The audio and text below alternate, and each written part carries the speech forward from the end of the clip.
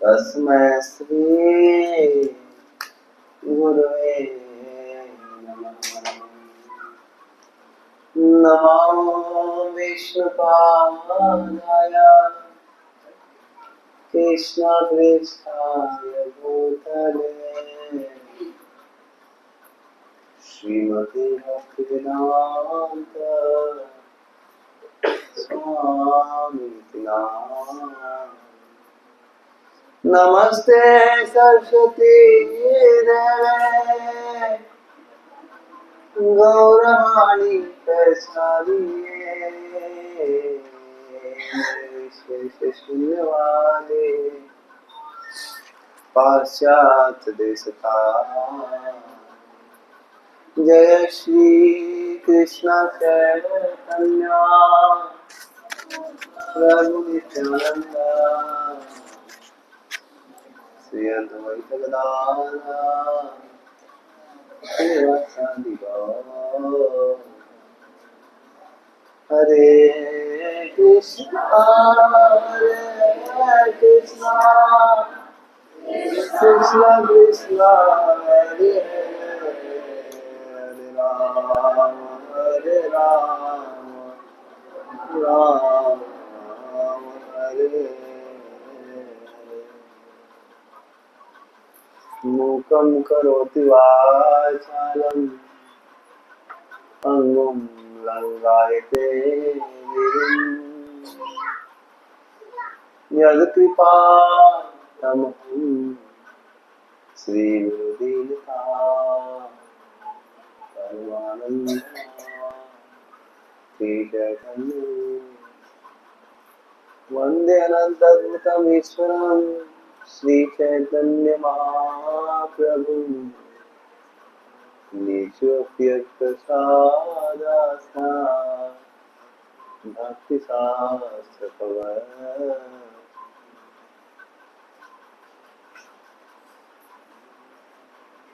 हरे कृष्णा।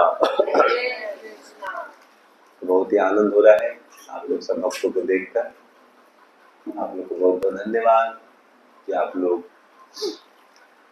अपना बहुत पूर्ण समय निकाल कर यहाँ पर आए हैं हरि कथा सुनने के लिए। हरि बोल। भागवत बोलता है जो भी हरि कथा सुनेगा सुबह और शाम तो उसके जीवन में क्या होगा, बड़ा ही मंगल होगा। तो आप लोग सब यहाँ पर आए हैं हरि कथा सुनने के लिए और सब लोग वो सुंदर तिलक भी लगा रखे हैं, बहुत अच्छा है। जगन्नाथ जी भी यहाँ प्रकट हो गए, बहुत सुंदर लग रहे हैं, अद्भुत लग रहे हैं।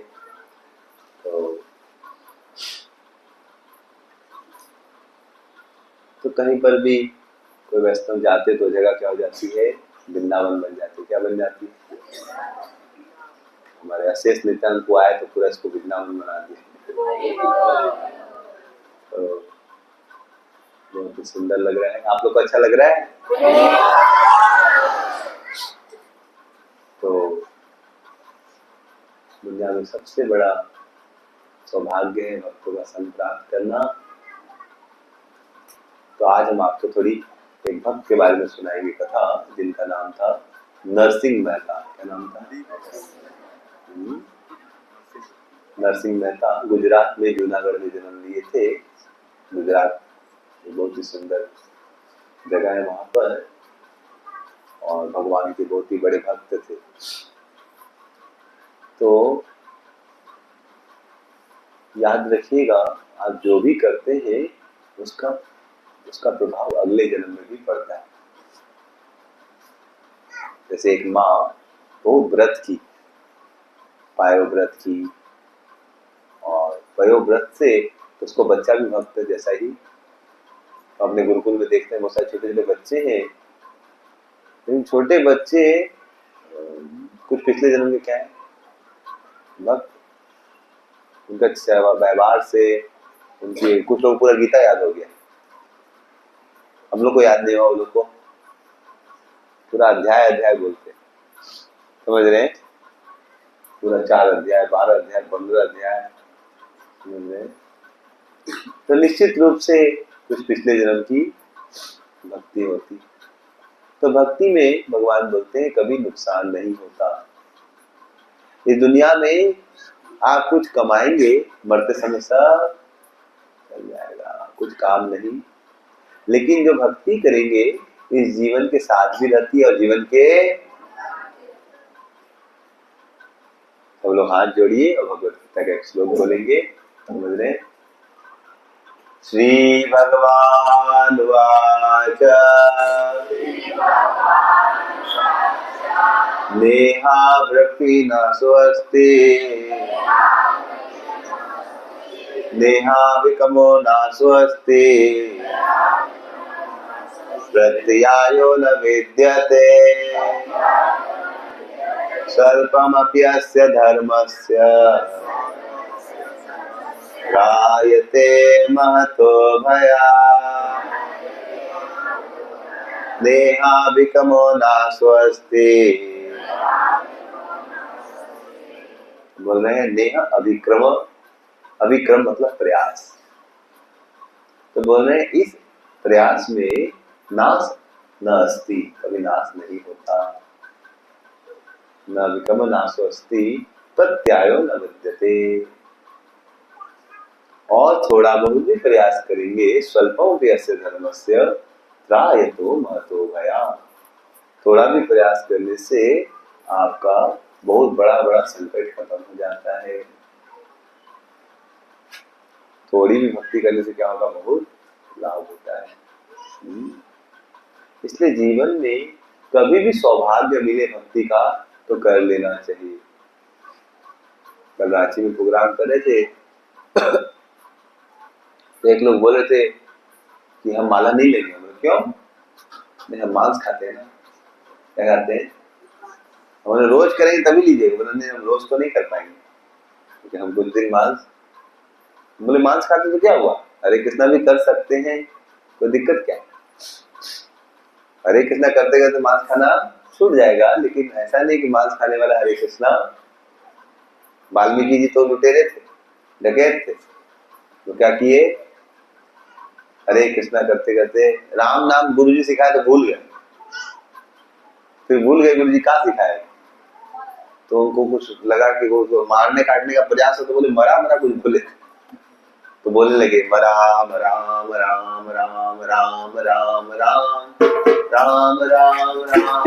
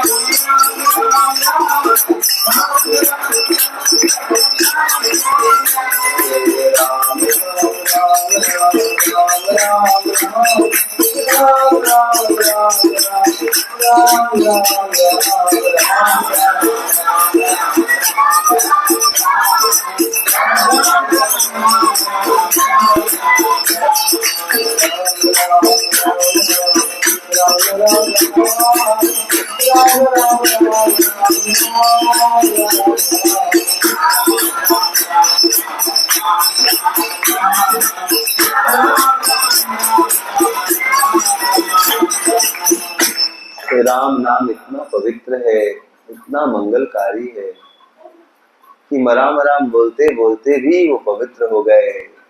और इतने बड़े डकैत, इतने बड़े पापी क्या बन गए, महर्षि वाल्मीकि बन गए। उल्टा नाम जपने से भी क्या हो गए, इतना पवित्र। भगवान का नाम परम पवित्र है। जिस प्रकार से घी का लड्डू है, गैस का लड्डू है, तो टेढ़ा भी हो जाए तो खा सकते, समझ रहे हैं? टेढ़ा हो गया नहीं, घी का लड्डू खा लो, टेढ़ा भी फायदा ही।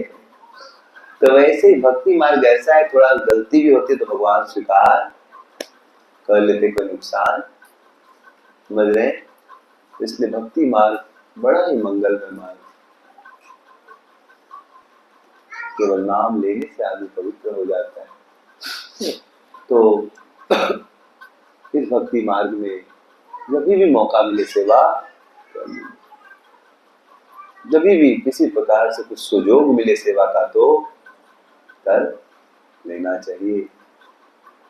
समझ रहे हैं। आज आप लोग भाग्यशाली है, इधर बर्णपुर में आप लोग को इतना सुंदर सौभाग्य मिल रहा है कि आप लोग यहाँ रोज मंगला आरती हो रही है,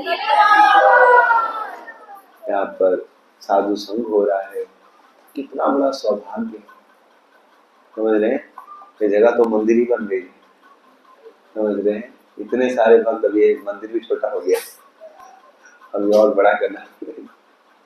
तो जो भी है हम देखते हैं कैसे भगवान की भक्ति में बड़ी शक्ति है। तो एक बार भगवान जब इस जगत में प्रकट होते हैं, भगवान कृष्ण अद्भुत लीला करते हैं। किसके गर्भ से जन्म लिए भगवान? देवकी के गर्भ। पिता का क्या नाम था? दुनिया में भगवान प्रकट तो होते हैं, यदा यदा ही धर्मस्य ग्लानिर्भवति। भगवान का प्रकट होना मंगल है कि अमंगल है? मंगल में। कितने लोग चाहते हैं आपके जीवन में भगवान प्रकट हो जाए? लोग चाहते हैं, बोले जोर से हरि बोल। तो सब लोग चाहते हैं भगवान प्रकट हो जाए, लेकिन इतना सहज भगवान का प्रकट होना नहीं है। तो जब भगवान इस जगत में प्रकट होते हैं तो लीला करने के बाद उन लीलाओं को हम सुनते हैं ताकि हम भी शुद्ध हो सके। उन लीलाओं को श्रवण से हम भी, क्योंकि जो लीला 5000 साल पहले घटी थी आज भी घट सकती है। कृष्ण जब देवकी और वसुदेव के यहाँ प्रकट हुए, आपके आंगन में भी प्रकट हो सकते हैं। हो सकते हैं कि नहीं हो सकते हैं? अवश्य हो सकते हैं, लेकिन हमें ध्यान से कथा को सुनना चाहिए। ऐसा क्या किया देवकी और वसुदेव ने कि भगवान प्रकट हो गए? बताइए, ऐसा क्या किया कि भगवान प्रकट हो गए? क्या किया था? क्या तपस्या किया था? क्या तपस्या किया था?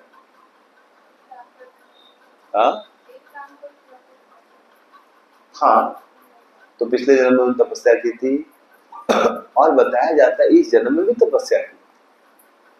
समझ रहे हैं।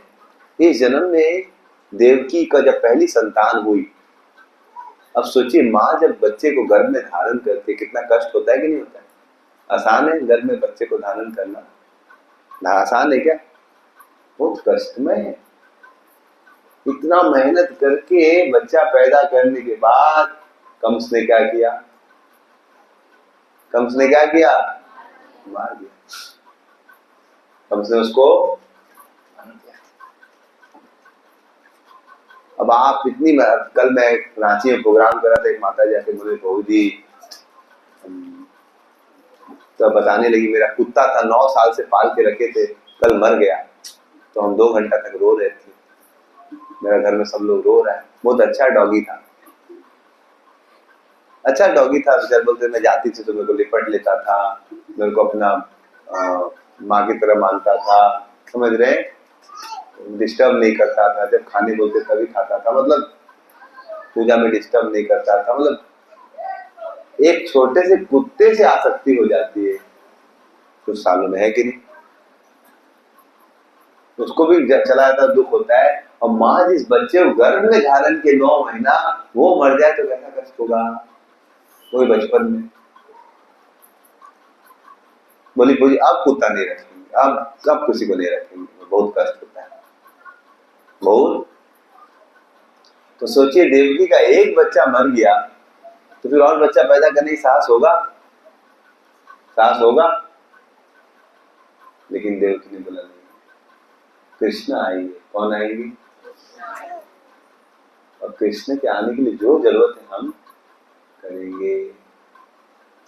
कृष्ण को प्राप्त करने के लिए हम जो जरूरत है, सोचिए एक बच्चे का मरने का कष्ट सहने के बाद फिर दूसरी बार उसने क्या किया, गर्भ धारण किया, और दूसरी बार भी कंस ने क्या किया, 2 बार ऐसा होने, तीसरी बार कोई करेगा? तीसरी बार भी उसने धारण किया, चौथी बार भी धारण किया, 5वीं बार भी धारण किया, और 6ठी बार भी धारण किया। तो बार बार बच्चों को पटक के मार देता। लेकिन देखिए देवकी की भक्ति, भक्ति मतलब बलिदान, भक्ति मतलब कि नहीं, अगर कृष्ण को लाने के लिए मुझे रोना पड़ेगा मैं रोऊंगी। उसने 6 बच्चे का बलिदान दिया, कोई देगा? तो शास्त्र बताता है कि 6 बच्चे कोई नहीं थे, ये पिछले जन्म में मारीची के पुत्र थे। किसके पुत्र थे? समझ रहे हैं? किसके पुत्र थे? ब्रह्मा के पुत्र मरीची के पुत्र थे। एक बार ब्रह्मा जी अपनी लड़की को देख के आकर्षित हो जाते, तो अच्छा नहीं हुआ। ब्रह्मा को अपनी लड़की को देख के आकर्षित नहीं होना चाहिए, फिर भी आकर्षित। तो ये जो ब्रह्माजी के पुत्र थे देख के ब्रह्मा जी को हंसने लगते हैं। ब्रह्मा जी देख के क्या कहते हैं लोग कि बुढ़ऊ सटिया गया है, 70 साल की उम्र में बुढ़ऊ, उसको जवानी आ रहा है। समझ रहे? तो ये लोग थोड़ा हंस दिए, समझ रहे? तो इनको श्राप लग गया। भले ब्रह्मा जी गलती किए, लेकिन इन बच्चों को हंसना, कोई बेचारा बूढ़ा बुजुर्ग कुछ गलती कर रहा है तो उसका मजाक नहीं उड़ाना चाहिए बिना सोचे समझे। इन्होंने मजाक उड़ा दिया तो इनका क्या हो गया, उनको अपराध लग गया कि तुम लोग मजाक उड़ाते हो। ठीक है बेचारे, उनके से गलती नहीं, तुम लोग उनका मजाक उड़ा के और भी बड़ी गलती करें। कोई आदमी गलती करे वो तो गलती है ही, नहीं उसका भरे सभा में मजाक उड़ाना, सबके सामने निंदा करना, ये उससे ही बड़ी गलती। समझ रहे? और उसको प्रेम से समझाया जा सकता है, उसके गुरु लोग डांट सकते हैं, लेकिन भले समाज में उसकी निंदा करना, उसका मजाक उड़ाना, ही करना, ये बहुत ही गलत है। तो उनको क्या लग गया, इस दुनिया में किसी का भी मजाक नहीं उड़ाना चाहिए, किसी का भी। गुरु वैष्णव को छोड़ के किसी को अधिकार नहीं है कि किसी पे हंसे, किसी की निंदा करे। केवल गुरु के अंदर वो अधिकार है कि दूसरों की निंदा कर सकता है उसको सुधारने के लिए। तो इस प्रकार से मरीच के जो पुत्र थे उनको बोला तुम लोग चूंकि हंसे हो, तुम लोग को क्या बनना पड़ेगा, कष्ट सहना पड़ेगा। तो यही 6 जो पुत्र थे ये क्या बने, कृष्ण देवकी के गर्भ से प्रकट, और इनको कंस मारा। समझ रहे? और इन्होंने क्या किया था, अपराध किया था। समझ रहे? और कंस मरीची के जो थे, समझ रहे? तो कंस आए, कंस भय के प्रतिनिधि है। किसके प्रतिनिधि? कंस को हमेशा भय लगता था, क्या होगा क्या होगा, मुझे कृष्ण मार तो नहीं देगा। कंस किसका प्रतिनिधि? भय। तो देवकी भक्ति है और उसको भय किसका था? कंस का, कि कंस मेरे बच्चों को, और उस भय के कारण 6 बच्चे मारे। तो अगर हम भी कृष्ण को प्रकट करवाना चाहते तो सबसे पहले क्या करना पड़ेगा, कृष्ण को प्रकट कराना है तो ये 6 जो पुत्र है, जैसे देवकी ने उनका वध करा, आपको भी वध करवाना। 6 पुत्र कौन है? काम, क्रोध, लोभ, मोह, मद और। 6 पुत्र कौन है? काम, क्रोध, लोभ, मोह, मद और। तो हमारे हृदय में भी 6 दानव है, इनको जब नहीं मारेंगे हम तो कृष्ण प्रकट। अगर आप अपने अहंकार को नहीं खत्म करेंगे तो कृष्ण नहीं मिलेंगे। कौन नहीं मिलेंगे? जो व्यक्ति अहंकार करेगा उसको कृष्ण नहीं मिलेंगे। कृष्ण मिलेंगे भी तो चले जाएंगे। इसलिए भक्तों को अहंकार नहीं करना, क्या नहीं करना चाहिए? कभी कभी हम लोग माला करते हैं, भजन करते हैं तो अहंकार करने लगते हैं। क्या करने लगते हैं? जिस प्रकार से एक बहुत ही अच्छे भक्त थे जिन्होंने राम जी की बहुत सेवा की, उनका नाम था द्विविद। क्या नाम था? बहुत ही सेवा की, पूरा राम सेतु बनाने पूरा मदद की, बहुत मेहनत की, राम जी को रावण से युद्ध करने में जिताए। फिर उनको अहंकार आ गया। क्या आ गया? कि मैं बहुत बड़ा भक्त। और उन्होंने कहा कि जब आपके अंदर अहंकार है तो मैं बड़ा हूं तो बाकी लोग छोटे, जब आप बड़े तो बाकी लोग छोटे। तो उन्होंने क्या किया? बाकी लोग का अपराध, लक्ष्मण जी का अपराध कर दिया। अपराध होने का उनकी भक्ति नष्ट हो गई। इसलिए भक्ति जीवन में किसी का अपराध नहीं करना चाहिए। किसी का अपराध,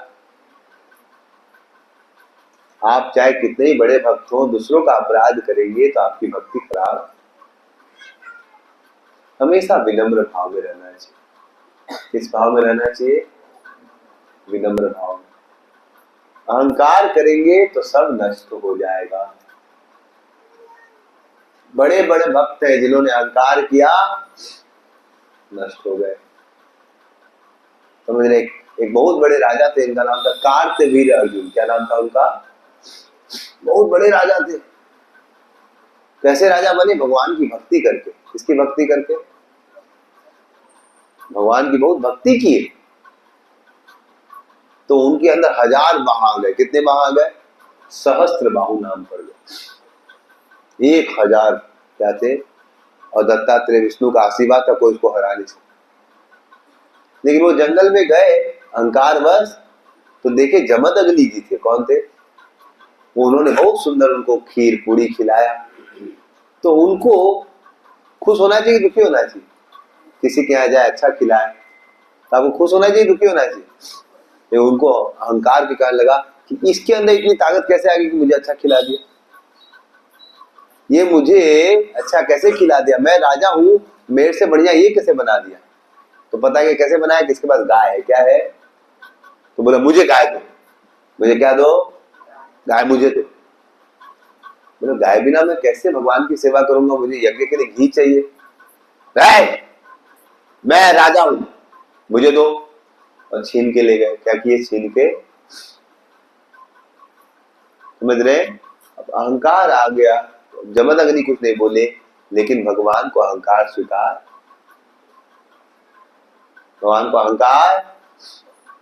तो भगवान परशुराम आए। कौन आए? जमदग्नि के बेटे शाम को आए। देखे पिताजी बहुत दुखी। बोले क्या हो गया पिताजी? बोला ऐसे ऐसे राजा ने गाय। बोले ऐसे जबरदस्ती ले गए? हाँ, गए पूरा गुस्सा में वो युद्ध किए। किससे? राजा से। और राजा परशुराम के सामने क्या टिकता? उसका गला काट। तो देखिए, आप गलती करेंगे, अहंकार ले आएंगे तो आपका जीवन, भक्ति क्या होगा? खत्म हो जाएगी। एक बार एक राजा ने अपने मिनिस्टर से पूछा कि भगवान का क्या कार्य है? भगवान का, कोई आदमी अकाउंटेंट होता है, पैसा गिनता है, कोई आदमी कुकिंग करता है, भगवान क्या करते हैं? तो उसको क्या पता, मिनिस्टर को परेशान हो गया। तो एक जंगल में साधु से पूछा कि महात्मा जी बताइए, नहीं तो हमारा गला काट देगा राजा। महात्मा बोले कल सुबह हम बताएंगे, जाओ 9 बजे आएंगे। तो सुबह 9 बजे सब लोग सभा में इंतजार करे, साधु जी आए नहीं। फाइनली वो डर गया, मिनिस्टर नहीं आएंगे तो मेरा गला काट देंगे। फाइनली 9 बजे वो पहुंचे। समझ रहे? और साधु जी से पूछा, बोलिए महाराज भगवान क्या करते? बोल ही नहीं रहे कुछ। बोलिए महाराज भगवान क्या करते? राजा बोलिए महाराज आप आए इतने बड़े साधु, बताइए भगवान क्या करते? कुछ बोल ही नहीं रहे। राजा बोला अरे बोलिए। मिनिस्टर डर गया, कहीं नहीं बोलेगा तो मेरा गला काट देगा। सब लोग रोने लगे, बताइए बताइए। तो साधु ने बोला देखिए, जो आदमी प्रश्न पूछता है वो नीचे रहेगा कि ऊपर रहेगा? जो आदमी प्रश्न पूछेगा नीचे रहेगा कि ऊपर रहेगा? हाँ, जो पूछेगा ऊपर रहेगा। अच्छा, जो क्वेश्चन पूछेगा ऊपर रहेगा और जो आंसर देगा वो नीचे रहेगा। हाँ, शिष्य प्रश्न पूछेगा तो ऊपर रहेगा और गुरु उत्तर देगा तो समझ रहे? जो प्रश्न पूछता है नीचे रहेगा कि ऊपर रहेगा? हाँ, आप लोग कथा सुन रहे कहीं और रहते? अरे जिसको डॉक्टर के पास जाते हैं आप, आपको बीमारी है, आप पूछते हैं डॉक्टर साहब इलाज कीजिए, समझ रहे हैं? तो डॉक्टर ऊपर रहेगा कि बीमारी ऊपर रहेगा? डॉक्टर ऊपर रहेगा ना, वो ठीक करेगा। तो वैसे ही उसने पूछा कि जो प्रश्न पूछता है वो नीचे रहेगा कि ऊपर? बोला नीचे रहेगा। और जो उत्तर देगा वो ऊपर है। तो समझ गए राजा, तो ठीक आप ऊपर आ जाइए।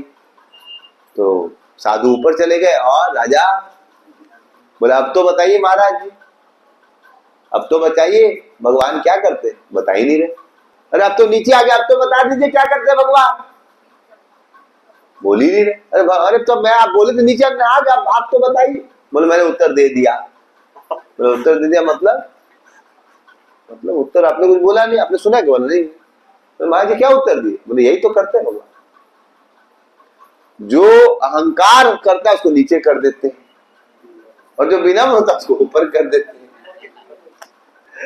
तो तुम अहंकार करते, तुमको नीचे कर दिया, मैं विनम्र हूं। तो जीवन में जो अहंकार करेगा उसका पतन हो जाता है। क्या हो जाता है उसका? क्या हो जाता है? नीचे गिर जाएगा। इसलिए जीवन में अहंकार नहीं करना चाहिए। समझ रहे? कैसा अहंकार है? हाँ, आज हमने किसी को 2 रुपया दे दिया तो हम बड़े बन गए क्या? 2 रुपया आपको किसने दिया? एक बार एक आदमी कोरोना के समय अस्पताल में गए। कहाँ गए? तो उसकी तबीयत बहुत ज्यादा खराब हो गई, तो वेंटिलेटर में, उसको हवा सांस नहीं आ रही थी, तो उसको वेंटिलेटर में रखा गया। कहाँ रखा गया? और 3 दिन उसको ऑक्सीजन चढ़ाया गया। उस समय ऑक्सीजन बहुत महंगा बिक रहा था। तो 3 दिन बाद जब उसका इलाज होकर निकला बाहर, तो उसको बिल दिया गया तो रोने लगा, क्योंकि बिल बहुत 10-12 लाख का आ गया था। कितने का आ गया? तो देख के रोने लगा, 3 दिन में इतना बिल। तो डॉक्टर को दया आ गई, बोला यार रो क्यों रहे? अगर ज्यादा बिल है 2 लाख छोड़ देंगे, 12 के 10 लाख कर देंगे, रो क्यों रहा है? फिर भी रोए जा रहा। बोले यार पैसा नहीं है, इंस्टॉलमेंट में दे देना। रो रहा क्यों? बोले नहीं हम इसलिए नहीं रो रहे कि पैसा नहीं, तो मतलब मेरे पास बहुत पैसा है, हम 12 लाख दे देंगे। तो फिर रो क्यों रहे? हम रो इसलिए रहे हैं कि हम 3 दिन सांस नहीं ले पाए तो इतना बिल आ गया, और भगवान हमको जीवन भर सांस दिए, उसका बिल हम कब चुकाएंगे? जीवन भर भगवान हमको सांस दे रहे हैं तो उनका कितना बिल हो जाएगा? समझ रहे? इसलिए बुद्धिमान व्यक्ति किसको धन्यवाद देते हैं? भगवान को धन्यवाद देते हैं। मेरी आपकी कृपा से सब काम हो रहा, मेरी आपकी सब काम हो रहा, मेरी आपकी कृपा सब काम हो रहा है, मेरी आपकी कृपा से सब काम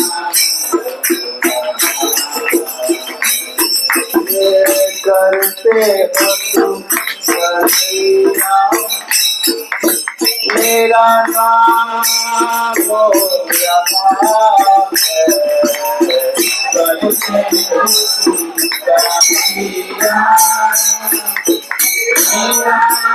कन्हैया, मेरा नाम हो रहा है, मेरा आपकी कृपा सब काम हो रहा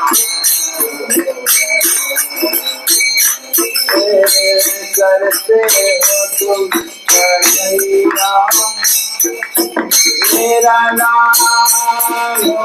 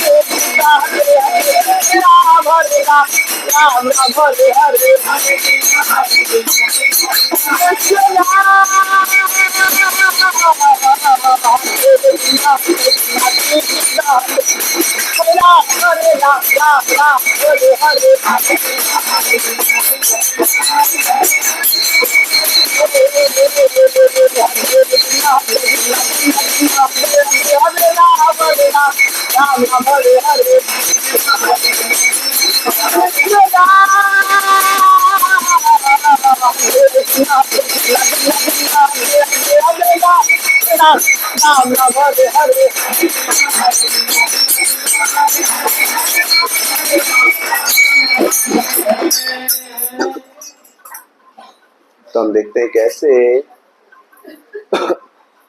भगवान की कृपा है सब कुछ। तो भगवान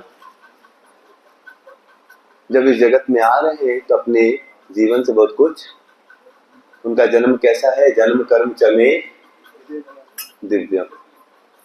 तो भगवान कृष्ण आने के पहले देवकी को बहुत बलिदान सहना पड़ा। कोई माँ एक बच्चा भी नहीं विरह सह सकती, और देवकी ने कितने बच्चों का स्व इच्छा से वध कराया, कोई कर सकता है ऐसा? तो आप भी अगर चाहते हैं भगवान आपके पास आए तो आपको ही बलिदान देना पड़ेगा। क्या देना पड़ेगा? इतना सहज नहीं कि भगवान हृदय में आ जाए, आएंगे लेकिन परीक्षा भी पास करनी। तो वैसे हमारे हृदय में क्या है? काम, क्रोध, लोभ इत्यादि को हमें छोड़ना पड़ेगा। जब तक अहंकार रहेगा तब तक भगवान, अगर आप अहंकार रखेंगे मैं बहुत बड़ा हूं तो भगवान बोले तो बड़ा ही रहा, समझ से भगवान नहीं मिलेंगे। इसलिए किसी ने भी अहंकार किया तो फिर वो धीरे धीरे उसका पतन। और जो विनम्र होते हैं धीरे धीरे भगवान के निकट। तो हमें भी अगर भगवान को प्राप्त करना है तो इस चीज को हटाना। और कब हटेंगे हम? जब महान वैष्णव का संग करेंगे। किसका संग करेंगे? एक बार मैं कलकत्ता में रथ यात्रा में सेवा कर रहा था। अब सेवा बहुत ज्यादा हो जाती थी, समझ रहे हैं? तो 3-4 घंटा भी सोने नहीं मिलता था। अब मैं खुद ही जानबूझ के सेवा लिया था क्योंकि मैं चाहता जगन्नाथ जी को खुश करना। तो मैं खुद ही बहुत सेवा ले लिया, ये भी दे दीजिए, वो भी दे दीजिए, ये भी हम सब कर देंगे, समझ रहे हैं? लेकिन जब करने आता है तो फिर अब रात को नींद नहीं पूरी हो रही है। अब 9 दिन का उत्सव, तो मतलब धीरे धीरे तो कुछ भक्तों झगड़ा हो जाता है, छोटी छोटी बात ऐसे तो बोल दिया तू, तो मुझे अब चिड़चिड़ा हो जाता है, नींद पूरा नहीं होता है।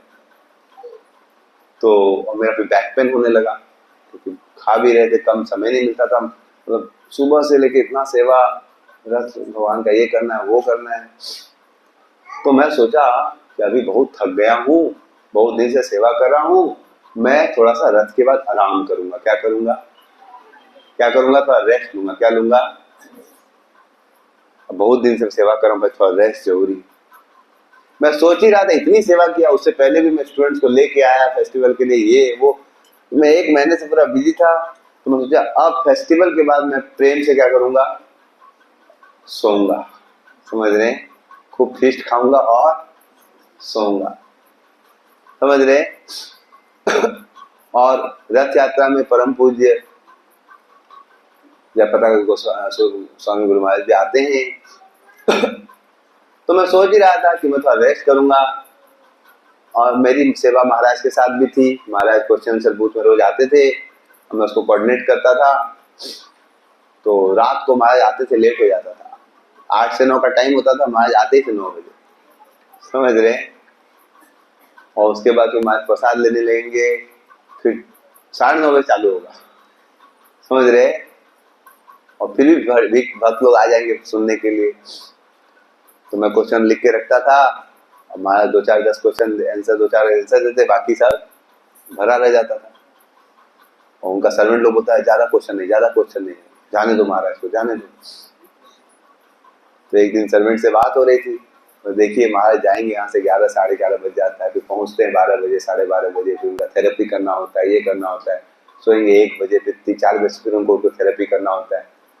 तो मैं जब शेड्यूल सुना कि महाराज जी 2-3 घंटे रेस्ट पा रहे हैं, तो मैं सोचा बाप रे बाप, थोड़ा जल्दी छोड़ देना अच्छा है, समझ रहे हैं? तो अगले दिन जब क्वेश्चन आंसर चल रहा था तो मेरे को सर्वेंट इशारा करने लगा, लास्ट क्वेश्चन। क्या करने लगा? लास्ट। तो मैंने बोला लास्ट क्वेश्चन, अभी क्या होगा? अब जैसे मेरे को नचाया जाए तो हम नाच रहे थे, तो हमने बोला लास्ट क्वेश्चन, समझ रहे? और सब लोग मेरे को देखे हंसने लगे। मैं ऐसे बोला लास्ट क्वेश्चन, महाराज पीछे बैठे थे, और महाराज ने बोला नहीं, समझ रहे? उन्होंने एक की, मैंने एक बोला, मैं देखा कि मैं तो उधर देख रहा था, और महाराज इधर से बोले, सब खुश हो गई ऐसे, समझ में। और मुझे सुख भी हो रहा है, दुख भी हो रहा है कि महाराज का स्वास्थ्य इतना खराब है। अच्छा भी लग रहा था, महाराज सबको दया दे रहे, लेकिन बुरा भी लग रहा था कि मैं सर्वेंट से बात किया था बड़ा कष्ट में। तो महाराज जाए तो महाराज पूछा, महाराज ऑलरेडी इतने सारे आप इतना सुंदर उत्तर देते हैं, इतना आप एक्सटेंड करते हैं, सब लोग बहुत प्रेरित हैं, तो इतना सारा क्वेश्चन बच गया, और क्या करें? रोज इतना इतना बच जाता है। तो महाराज बोले ईमेल कर दो, हम उसके थ्रू आंसर कर देंगे, समझ रहे? तो महाराज का गजब का उत्साह है। और फिर महाराज 5 दिन बाद फिर कहीं और रथ यात्रा के लिए चले गए। तो मैं सोचने लगा, मैं सोचा था रिटायर्ड लूंगा, क्या लूंगा कि रथ के बाद थोड़ा 10 दिन आराम किया जाएगा। फिर हल्दिया हल्दिया जाएंगे, समझ रहे हैं, जीवित रहेंगे तो जाएंगे ना भाई, सेवा कितना करेंगे। लेकिन महाराज का उत्साह देखे कि महाराज 4 दिन इतना एक्सटेंड करने, फिर दूसरे शहर चले गए। फिर मैं सोचा कि यार महाराज जब चले गए तो हम क्या करेंगे रिटायर करके, तो मैं भी फिर निकल गया सेवा के लिए। तो दुनिया में अगर विनम्रता लानी है तो महान भक्तों का संग कीजिए, समझ रहे हैं, अपने आप विनम्रता आ जाती। लोग इतने महान होके भी इतने विनम्र होते, समझ रहे हैं, इतनी सेवा करने के बाद बोलते हैं हमको सेवा कर ही नहीं। अब महाराज जी रात दिन सेवा कर रहे हैं, क्या कर रहे हैं, रात दिन क्या कर रहे हैं, सुबह 2 बजे उठते तो क्लिकर में उनका आवाज आने लगता है, जब चालू कर देते हैं, समझ रहे हैं, उठते के साथ उनको सेवा सेवा सेवा, मतलब इतनी सेवा करने के बाद वहां से पूछा गया कि महाराज जी आपको कैसा लग रहा है, तो मैं बहुत दुखी हूँ। आप दुखी क्यों? कि प्रभुपाद ने मुझे आदेश दिया, पालन नहीं कर पा रहा। बोले क्या आदेश दिया? प्रभुपाद ने मुझे आदेश दिया कि प्रीच अनलिमिटेडली। क्या आदेश दिया? उसको हिंदी में कैसे बोलेंगे, समझ रहे हैं, कि असीमित प्रचार करो। अब असीमित प्रचार कैसे करूं, तो मैं नहीं कर पाऊं, इसलिए दुखी, समझ रहे हैं। पापा ने बोला chant Hare Krishna and be happy and preach unlimitedly, तो 50% मैं जप करके खुश हूं, लेकिन मैं प्रीच अनलिमिटेडली नहीं कर पा रहा हूं, इसलिए मैं। तो जब महान लोग का संग करते हैं तो आपके अंदर क्या आएगी, विनम्रता आएगी, समझ रहे हैं। इसीलिए हमें महान वैष्णव का संग करना चाहिए। क्या करना चाहिए? क्योंकि हम उनका संग करेंगे तो हमें भी क्या आएगी, विनम्रता आएगी। और विनम्रता आएगी तभी भगवान आएंगे, विनम्रता नहीं आएगी तो भगवान। तो भगवान कृष्ण इतनी सुंदर सुंदर लीलाएं कर रहे हैं, फिर अंततः भगवान प्रकट होते हैं किस लिए? यदा यदा हि धर्मस्य ग्लानिर्भवति भारत अभ्युत्थानमधर्मस्य तदात्मानं सृजामि परित्राणाय साधूनां विनाशाय च दुष्कृतां। तो भगवान आते हैं साधुओं की रक्षा करने के लिए और दुष्टों का नाश, साधुओं की रक्षा करने के लिए और दुष्टों का, मतलब भगवान साधुओं की रक्षा भी करते हैं साथ ही साथ। तो जब भगवान कृष्ण जगत में आए, बड़े बड़े असुर हो गए थे। असुरों के लीडर का नाम था कंस। क्या नाम था? कंस कोई साधारण असुर नहीं था। गर्ग संहिता में वर्णन आता है कि उसके अंदर 10,000 हाथी का बल था। उसका ये जो था लोहे से भी ज्यादा शक्तिशाली था, हाथी को पटक देता था। एक बार कुश्ती कर रहा था वो, जगह जगह जाके पूरे विश्व में जितने असुर थे सबको हरा दिया था, सबको हरा हरा के सबको अपना दास बना लिया था। तो जितना भी दासी थे, बकासुर, अघासुर, मकासुर, टकासुर, चकासुर, सबको उसने क्या किया? हरा हरा के अपना दास, समझ रहे। तो सबका लीडर बन गया। और फिर एक दिन बिहार के राजा, उनका नाम था जरासंध। क्या नाम था? समझ रहे। ये बिहार के लोग बड़े जबरदस्त होते हैं, समझ रहे। तो नाम था जरासंध। क्या नाम था? समझ रहे। तो ये जरासंध, इसकी राजधानी थी गिरिब्रज, जो अभी बोलते राजगीर, सब उलट देते बिहार में। नाम था गिरिब्रज, उलट के क्या कर दिया? राजगीर। क्योंकि पहाड़ों का इलाका था गिरिब्रज, तो उसको क्या कर दिया? राजगीर। तो इसकी विशेषता क्या थी कि ब्राह्मणों की बड़ी सेवा करता था। वेदों के नियमों का पालन, सुबह उठेगा, यज्ञ करेगा, हवन करेगा, दान देगा, समझ रहे। लेकिन भगवान की पूजा नहीं करेगा, भगवान को नहीं मानता, लेकिन वेदों को मानता। भगवान कृष्ण की पूजा, समझ रहे, वेदों को बहुत मानता था। तो इसका नाम था जरासंध। तो ये घूमते घूमते अपनी सेना को लेते लेते घूमते घूमते वृंदावन पहुंच गया और अपना वहां पर क्या लगाया? टेंट लगाया। तो इसका पागल हाथी दारू पी के रखा था, वो चला गया कंस के अखाड़े में। किसके अखाड़े में घुस गया? और कंस उस हाथी को देखा तो पकड़ लिया, सूंड से इसे पकड़ के उसको घुमा दिया और फेंक दिया। किसको? बेलन को नहीं, हाथी को। इतना बल था कि 10 योजन दूर गिरा। समझ रहे? 128 किलोमीटर दूर ऐसे फेंका। कितना दूर? और जरासंध का जो कैंप था उसके सामने गिरा। जरासंध बोला कहां से बॉम्ब ब्लास्ट हुआ है, ये कौन सा मिशन है, पाकिस्तान का है, इंडिया का है, क्या चल रहा है? समझ रहे? तो देखिए, तो मेरा खुद का हाथी है। तो देखा तो क्या आएगा, आपका हाथी कोई मार दे तो कैसा लगेगा? ऐसा लगेगा। लेकिन वो बड़ा खुश हुआ कि कौन ऐसा माई का लाल। तो पता किया वो कौन है, कंस महाराज। तो वो देखा, अरे लड़का बड़ा स्मार्ट है। तो उसकी 2 लड़की थी, नाम था अस्ति और प्राप्ति। क्या नाम था? तो उसने दोनों का शादी करा दिया कंस से कि गठबंधन बना लिया जाए। समझे? असुर लोग बहुत अच्छा गठबंधन बनाते, ये भी शक्तिशाली और हमारा दामाद भी शक्तिशाली, तो दोनों मिलके क्या करेंगे, गुंडा राज। समझ रहे? गुंडा राज चालू हुआ कब से? जरासंध और कंस का गठबंधन। समझ रहे?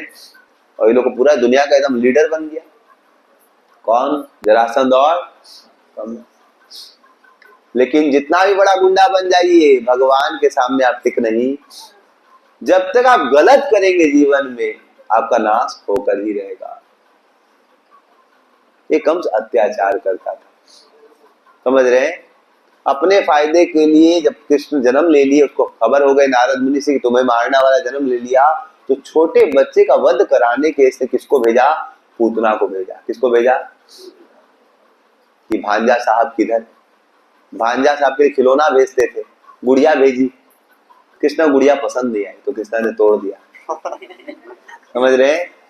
हमारे कृष्ण बड़े स्मार्ट हैं और बहुत फरमाइश वाले आदमी, नहीं समझ में आता तोड़ ताड़ देते। बहुत स्पेशलाइजेशन चाहिए। क्या चाहिए उनको? तो उनको गुड़िया पसंद नहीं आई तो गुड़िया का बाल उनमें छोड़ के दम फेंक दिया। समझ रहे हैं? उसके बाद गुड्डे भेजे, बकासुर, टकासुर, मकासुर, झकासुर, और सबको कृष्ण ने फकासुर कर दिया। ठन ठन ठन ठन धन धन सब गायब। समझ रहे हैं? इस प्रकार से कृष्ण सब गुड्डों को उड़ा देते थे। तो कंस को लगा, उसने कमिटी में डिस्कशन किया, ये क्या कर रहा है छोटा बच्चा, हमारे साथ इतना पंगा लेता कौन है? तो उसने एक्सपर्ट कमिटी बनाया और डिस्कशन करके दिमाग लगाया कि लगता है इंडिया पाकिस्तान मैच हम लोग खेलते हैं ना, पाकिस्तान वाले ने सोचा इंडिया में जाके जाते ये लोग अपना पिच में कुछ मिला देते हैं,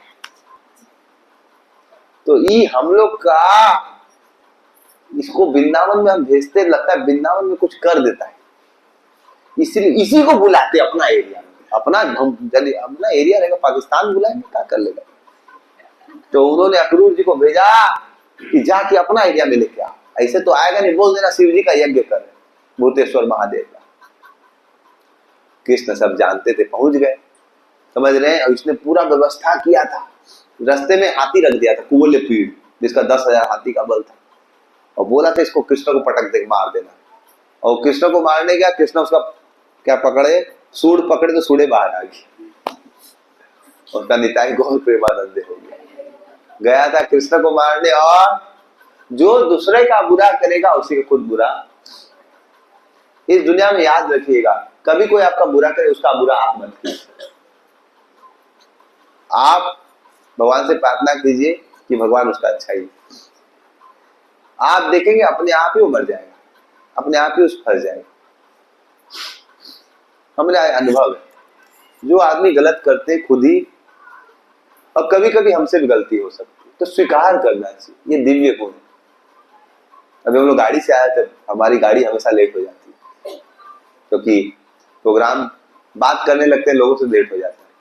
सुबह सोचे 10 बजे निकले, 11 बजे, लेकिन अभी हमारे किशोर का विवाह हुआ तो पति पत्नी में से बात कर रहे थे तो टाइम लग गया बहुत। समझ रहे? तो बात करते करते 2-3 लोगों से बात करते करते मेरे को 2 बज गया, 2:30 बज गया निकलते निकलते। सोचे थे 1 बजे 12 बजे निकलेंगे, 4 बजे पहुंचेंगे, प्रसाद खा के। कभी आज तक हम टाइम पहुंचे नहीं। समझ रहे? हमेशा लेट हो ही जाता है। तो हम पहुंचते पहुंचते हम सोचे 2 निकलेंगे, 11-12 बजे निकले, 2:30 बजे तो पहुंचे हम लोग 7 बजे। तो जो भी है, तो स्पीड थोड़ा जल्दी चलाना पड़ता है गाड़ी, क्या कराना पड़ता है, समझ रहे? तो गाड़ी जल्दी चला था, बारिश वारिश कब हो गया था, तो एक पुल में पानी नीचे बहुत सारा था, तो एक आदमी गाड़ी जाए तो इधर हमारे भक्त जोर से निकाले, अब जोर से निकाले तो पानी पूरा उसका गाड़ी में छींटा मार के, समझ रहे? तो मैं टाटा पहले, तुम ऐसे पागल जैसे चलाता है भाई, दूसरा गाड़ी वाला, फिर उसको डांट दिया, फिर हम लोग आगे निकल गए। फिर 10 मिनट बाद कोई आदमी गाड़ी से ओवरटेक करके रोका, हम किसी से बात कर रहे थे, कुछ फोन में बहुत से लोग से बात करना पड़ता है, हम बोले क्या, कौन रोक दिया भाई, क्या हो गया? तो डांटने लगा जब मेरा ड्राइवर को, समझ रहे कैसे चलाता है तुम, हाँ। तो हम तो पहले बोले हम इसको ऑलरेडी डांट चुके, समझ रहे? मैं तुरंत स्वीकार किया हमसे गलती हुई, चिल्लाया था, बोले देखिए आप मार सकते हैं, हम लोग, हम गलती हुई है, मैं स्वीकार करता हूँ हमसे गलती, हम लोग जानबूझ के नहीं कि गलती हुई है, अब उसके लिए आप मारना चाहे मार सकते हैं, लेकिन फिर लाल कपड़ा देखा बोला, हम बोले आप मारना चाहे मार दीजिए, आप जो हमको पनिशमेंट देंगे हम देने के लिए रेडी है, कोई गलती हुई।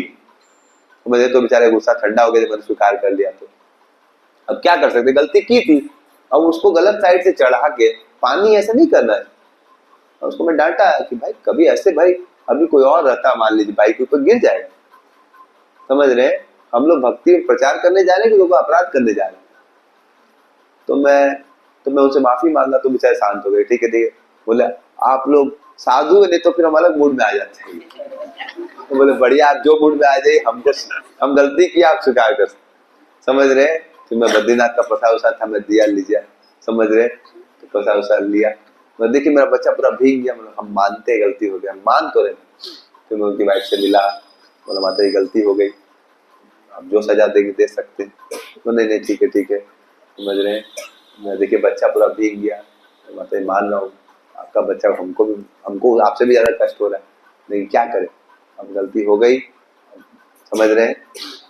तो जो भी है, मनुष्य से गलती हो सकती, गलती होना उतनी बड़ी गलती नहीं है, लेकिन गलती को नहीं स्वीकार करना वो ज्यादा बड़ी गलती। गलती होगी हमसे, लेकिन जब गलती को स्वीकार कर लेते आप और बोलते मुझे दंड दे सकते हैं, तो आप महान बन जाते, क्योंकि आप गलती स्वीकार करें भविष्य में गलती नहीं होगी। लेकिन आजकल के लोग गलती स्वीकार नहीं करते, तो बोलते नहीं मैंने गलती की नहीं, तो फिर कभी सुधरेगा नहीं हुआ। जीवन में साहस चाहिए, क्या चाहिए? गलती को स्वीकार करने के लिए क्या चाहिए? साहस चाहिए। क्या चाहिए? जब आप गलती स्वीकार करते तो आप बड़े बनते, बिकॉज आप गलती फिर नहीं करोगे, आप फिर से गलती, लेकिन आप स्वीकार नहीं करोगे तो फिर से गलती करोगे और झगड़ा होता रहेगा। इसलिए महानता है विनम्र होने, और विनम्र क्या होना है, तो सही बात हमने गलती की मान लेना चाहिए, है कि नहीं? मानना चाहिए कि नहीं मानना है? लेकिन प्राय आजकल लोग गलती मानते, समझ रहे?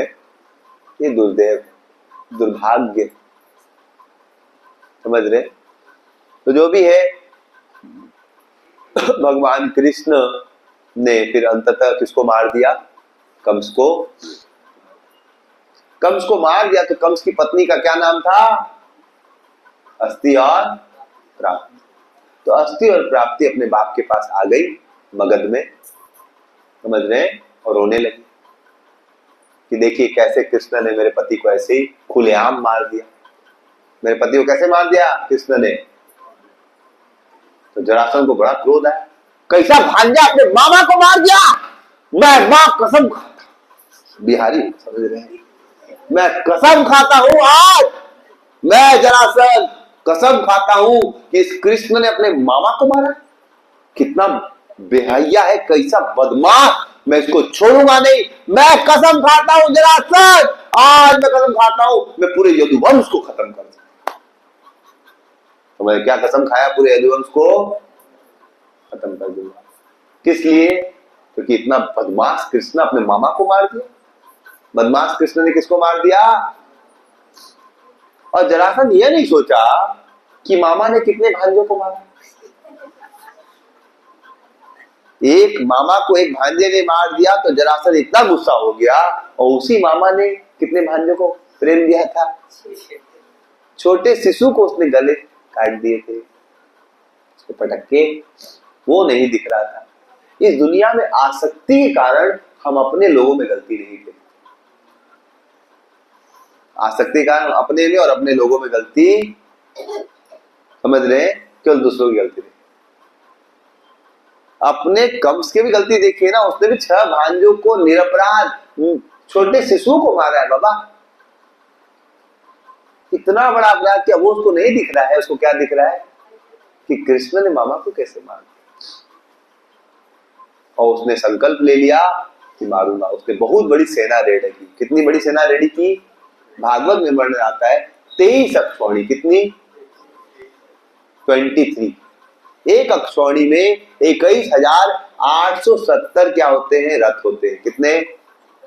21,870 रथ होते हैं, और 21,870 हाथी भी होते हैं।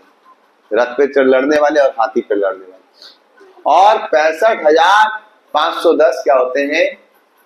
समझ रहे? घोड़े होते हैं, घोड़ों पे लड़ने वाले। और करीबन 1,09,000 सैनिक होते पैदल। तो 23 अक्षौणी मतलब करीबन 1 करोड़ लोग। कितने लोग? कितनी सेना लेके गया?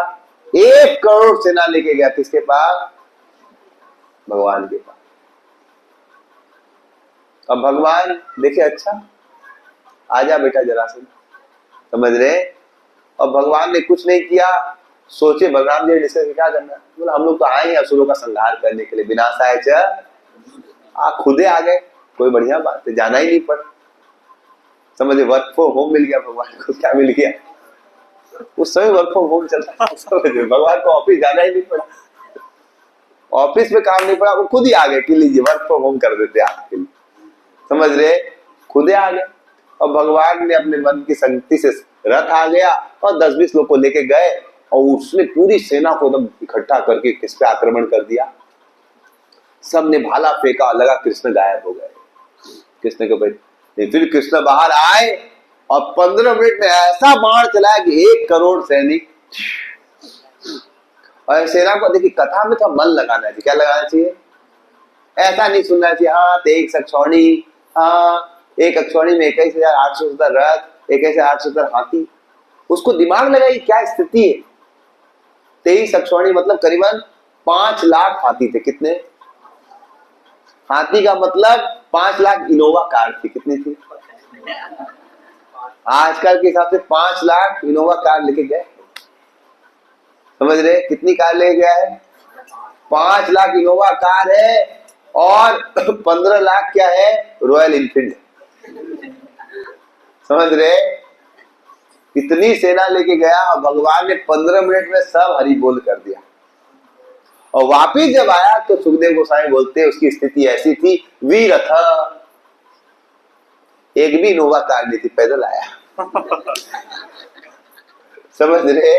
गया था 5 लाख कार लेके, एस्कॉर्टिंग करके आया तो एक भी कार नहीं, पैदल आया, चप्पल भी नहीं था। तो भगवान मारने वाले थे, लेकिन भगवान ने सोचा, बलराम जी से डिस्कशन किया। समझ रहे? डिस्कशन ये हुआ कि मारे कि नहीं मारे। तो बलराम जी से डिस्कस, कृष्ण बोले देखिए इसको मार देंगे तो फिर वर्क फ्रॉम होम खत्म हो जाएगा, कहीं बहुत होम वर्क बाकी है, बहुत सारे असुर बाकी है, इसको नहीं मारेंगे तो वापिस लेके आएगा, तो हम लोग लीला करते रहेंगे और वर्क फ्रॉम होम चलता रहेगा। भगवान को घर बहुत पसंद है। रईस आदमी घर पे रहता है, जो गरीब होता ऑफिस जाता है। समझ रहे? शास्त्रों में वर्णन आता है जो अमीर है वो घर से ज्यादा दूर उसका ऑफिस नहीं रहता है। ज्यादा दूर जाना मतलब गरीब है। समझ रहे? घर से जितना कम दूरी पे आपका ऑफिस उतना आप अमीर। समझ रहे? तो भगवान ने वर्क फ्रॉम होम चालू कर दिया, और वो 9 महीना तैयारी करता था, फिर 10वें महीना लेके आता था, फिर 1 महीना युद्ध चलता था, ऐसे करके 1 साल में 1 बार आता था। ऐसे 18 बार युद्ध किया। कितनी बार युद्ध किया? जब इस बार वापिस जा रहा था वैराग्य आ गया कि नहीं कृष्ण से लड़ेंगे नहीं, अब तपस्या करेंगे। क्या करेंगे? तो जंगल में जा रहा था तपस्या करने, तो उसके दोस्त लोग आ गए। कौन आ गए? बोले महाराज जी क्या कर रहे हैं? बोले हम वैराग्य ले लिए, अब हम तपस्या करेंगे। बोले क्यों? बोले कृष्ण ऐसा बुरा हालत किया, 5 लाख इनोवा कार तोड़ दिया, अभी तक हम झटका में जाए लोन में खरीदे। समझ रहे?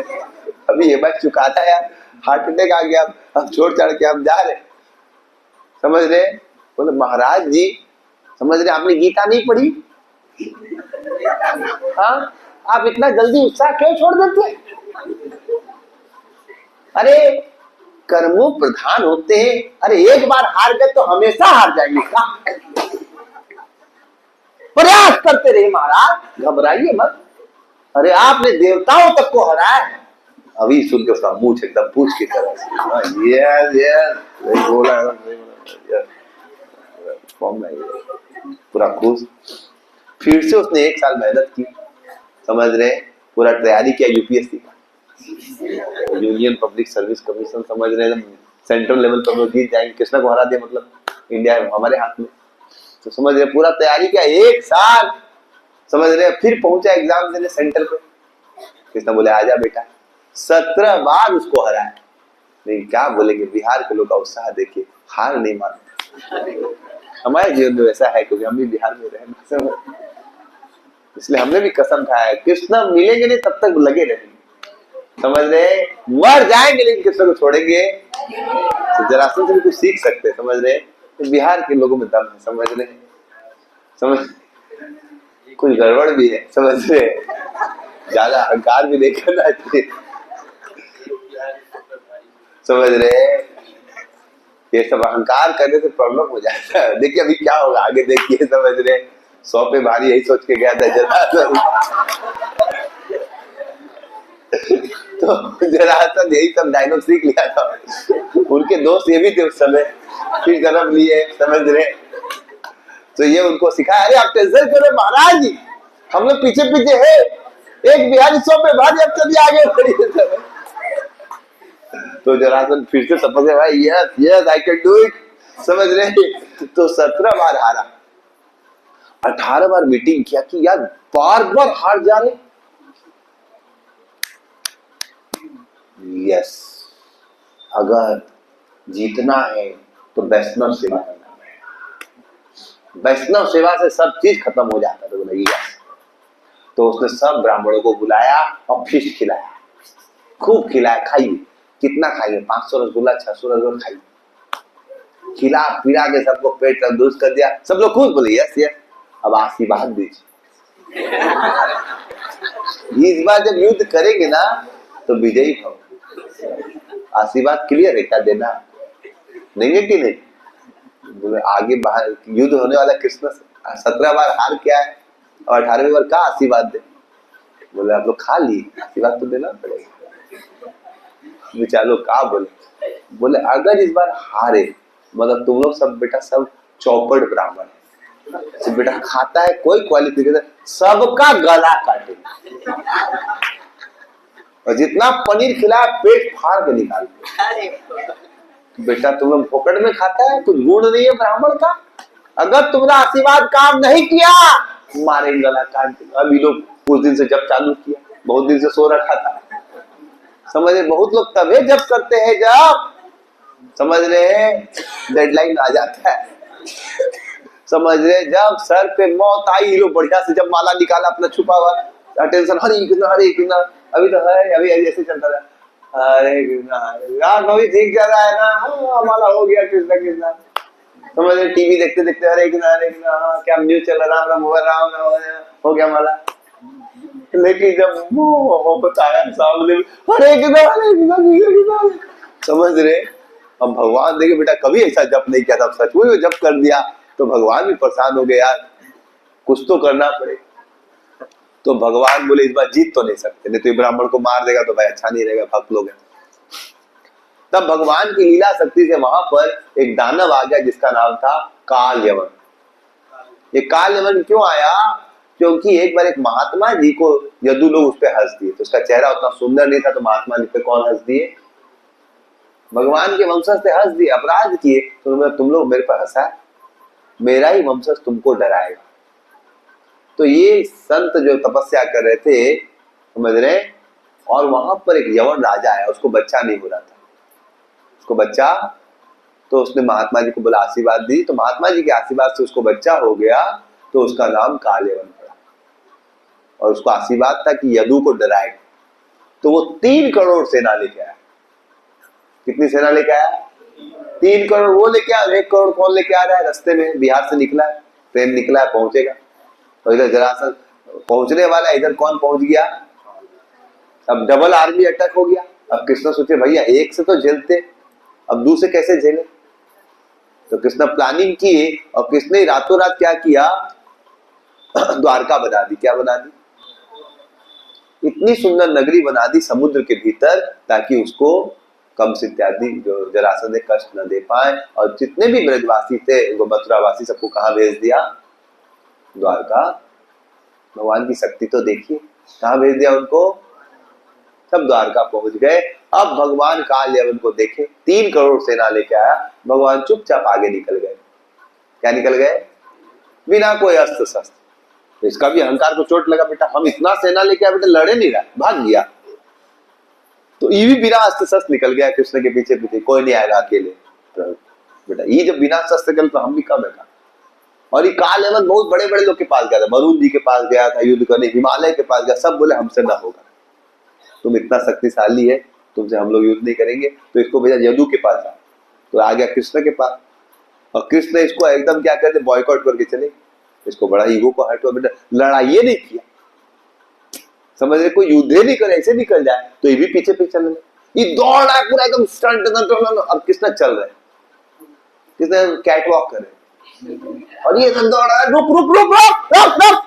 अब कृष्ण धीरे धीरे पकड़ दी, ये भगवान बगल में रुक रुक रहे, गाली दे रहा, अरे रुक, समझ रहे, लेकिन कृष्ण रुक ही नहीं, चुपचाप चले जा रहे, पकड़ नहीं पा रहा है। तो शास्त्र बोलते हैं कृष्ण जस्ट 5 फीट की दूरी में है और ये बगल से दौड़ रहा है, पकड़ क्यों नहीं पा रहा है? कृष्ण बगल में है और काल यवन पकड़ नहीं पा रहा है, क्यों? क्योंकि काल यवन पाप किया था। क्या किया था? जब तक आप पाप करते रहेंगे भगवान दिखाई देंगे, लेकिन आप पकड़ नहीं। वैसे जो माला करेंगे और पापों को नहीं छोड़ेंगे, तो माला बगल में रहेगी लेकिन हाथ जाएगा नहीं। माला आपके बगल में रहेगी लेकिन माला में हाथ दिन भर सजा के रखेंगे। वीडबैक खरीदेंगे 500 रुपए का, कि हम प्रभुपाद जी वाला वीडबैक खरीदेंगे, लेकिन उसमें हाथ जाएगा। जब तक आप पाप नहीं छोड़ेंगे, नाम में रुचि, भगवान का दर्शन नहीं होगा। भगवान बगल में रहेंगे लेकिन प्राप्त नहीं होंगे।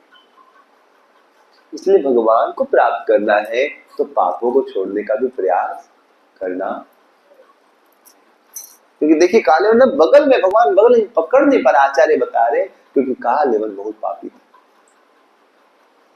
इसलिए भक्ति में जप के साथ साथ ये भी प्रयास करना चाहिए कि हम शुद्ध जीवन यापन करें, हमको थोड़ा जीवन को शुद्ध भी करने का प्रयास, समझ रहे हैं। इसलिए सबको प्रयास करना चाहिए। कुछ लोग बोलते हैं रुचि नहीं आ रही, रुचि नहीं आ रही, आप चाय पीते हैं, क्या पीते हैं? आप बीच बीच में पुचका भी खा लेते हैं, बताए कोई नहीं देखता है। मुझे एक आदिवासी बता रहे थे कि मुझे हम ऑफिस से निकलते थे ना, तो शाम को 5 बजे तो रोशनी होता, तो हमको खाने का इच्छा करता, नहीं खाते थे। 9 बजे रात को कोई नहीं देखता, जब जाके हम खाते पुचका। तो ये चोरी छिपे पाप चलेगा नहीं। फिर आप जपा में मन मजा, तब जपा माला बगल में रहेगी, कल करेंगे, समझ रहे हैं, सोचेंगे। एक माला के बाद बोलेंगे हो गया गुरुजी, इतना बड़ा माला क्यों दिए? वाह, इतना बड़ा कोई माला होता है? इतना बड़ा माला, 2 फीट से भी बड़ा, 3 फीट, इतना बड़ा माला, समझ, ये माला क्या बन जाएगी? समझ, गले में भाला बन जाएगी, समझ रहे। लेकिन क्यों? इसी माला को करने के लिए हरिदास ठाकुर 3 लाख जप करते थे, बोलते थे भाई कि इतना टेस्टी नाम है कि मेरे को एक नाम क्यों, एक जीव क्यों, हजारों जीव। और हमारी क्या हालत होती है कि भाई भगवान हमको भी करोड़ों माला जीव दो कि 1 मिनट में पूरा माला हो जाए। समझ, एक के बाद में एक बोलेंगे सब खत्म। तो इस प्रकार से काल यवन भगवान को नहीं पकड़ पा रहे हैं, क्योंकि जीवन में क्या है? पाप। और आज भारत में लोग भक्ति करते हैं इन पापों को नहीं छोड़ते। आज बहुत सारी संस्थाओं में जाइए, पाप को छोड़ने से कोई मतलब, प्रयास भी नहीं। बहुत सारे मंदिरों में चाय परिवेशन होती है। मैं हरिद्वार गया, भगवान में निर्भर होकर घूम रहा था, तो लोग बोलते महात्मा जी चाय पीजिए। हम चाय का भंडारा कर रहे हैं। किसका भंडारा कर रहे हैं? हम लोग धाम में आके सबको चाय पी। चलिए भाव तो अच्छा है, लेकिन भाव का ज्ञान नहीं। एक जगह मैं गया साउथ इंडियन मंदिर में, तो हम लोग भूखे होके थे, तो बोला महाराज जी कुछ खाएंगे? बोलो हम लोग भूखे, खाना ही खोज रहे, हम लोग प्रसाद ही खाते। बोला हाँ। फिर हमारा बच्चा लोग खाने लगा तो उसमें प्याज निकला। ये क्या है? बोला प्याज क्या दिक्कत है? तो प्याज भगवान को थोड़ी चढ़ा सकते। अरे प्रभु जी लोगों की डिमांड है, लोग बोलते प्याज लहसुन मिला के खिलाए, तो मिला के खिलाते, और जो लोग खाएंगे वही तो भगवान खाएंगे। बोले बाप रे बाप, समझ रहे? बोला सुबह 4 बजे आता हूँ पूजे, रात को 10 बजे तक सेवा करता हूँ। समझ रहे? अहो विलंब की कथा। समझ रहे? भंडारा में क्या खिला रहे? क्या लहसुन खिला, पता नहीं कल में मांस मछली भी खिलाए लेंगे। तो ऐसे कलयुग में कैसे प्रगति होगी? समझ रहे? भक्ति करने से केवल नहीं होगा, भक्ति के साथ साथ गुरु के निर्देशन में अनुकूल जीवन का भी आपको अनुशीलन करना। अभी मैं बद्रीनाथ गया था, आ गया था आप लोग के लिए बद्रीनाथ से चरणामृत लाए। हरि बोल। क्लास के उपरांत दिया जाएगा सबको एक एक घूम।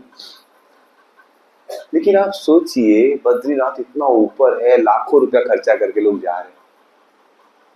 फिर हम लोग वहां पर बद्रीनाथ का दर्शन लिए, फिर वहां बर्फ ही बर्फ, फिर हम ऊपर गए व्यास गुफा में। समझ रहे? वहां पर व्यास जी ने तपस्या की, उनका आश्रम था। शुद्ध सरस्वती, सरस्वती वहां से उद्गम हो रही है, दुनिया का सबसे शुद्ध पवित्र पानी बह रहा है, और सब लोग उसको पूजा करने जा रहे हैं। सरस्वती का दर्शन करेंगे, सरस्वती जी मैया की, समझ रहे हैं? गंगा मैया की, सब लोग सरस्वती मैया की पूजा कर रहे हैं। इतने दूर किस लिए गए? कर रहे हैं कि नहीं? इतना दूर प्रणाम कर रहे हैं, भक्ति हुई कि नहीं हुई?